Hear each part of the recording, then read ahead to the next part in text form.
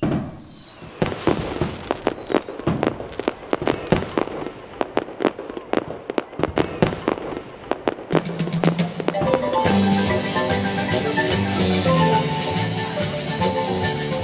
we celebrate Mexico.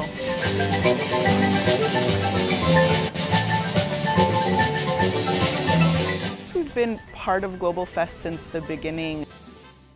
It's a chance for us as Mexicans to share our different culture and traditions and customs throughout the region with all of Canada, and by extension the world, just through the multiculturalism that Canada shares.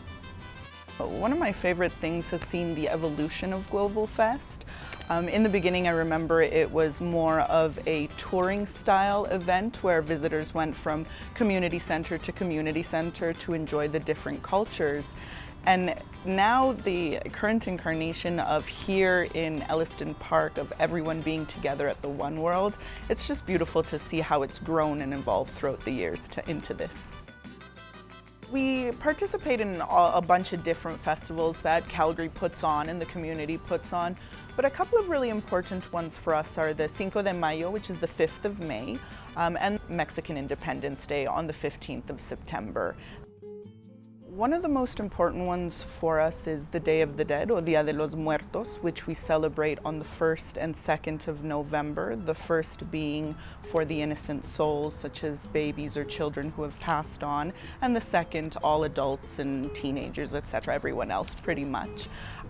It's during this time we build an altar in our homes where we place pictures of our loved ones, of our deceased loved ones, along with their favorite foods, instruments, activities, and tools of their trade. And we do this in order to pay homage to who they were and their memory while they were alive. During this time, we believe that they are allowed to visit us in spirit form. So we gather as a family to tell stories of our deceased loved ones, to remember them and keep their memories alive in our hearts and minds. It's more of a reverence rather than what Halloween is, which is fun and trick-or-treating and all of these dressing up and all of these.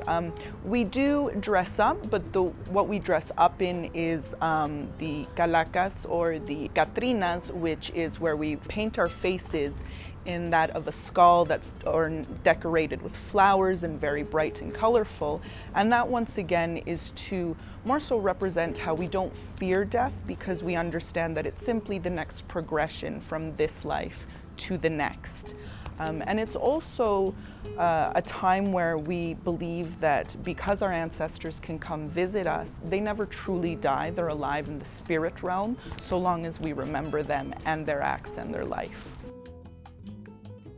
Mexicans have always sort of come and gone from Canada as part of the temporary labor force here, so there's never been a true peak of immigration. Certainly when we first arrived in the 80s, even after we had become Canadian citizens years later, people saw us more as Mexicans living in Canada, because Canada's multiculturalism was just starting to really grow and evolve into what it is today.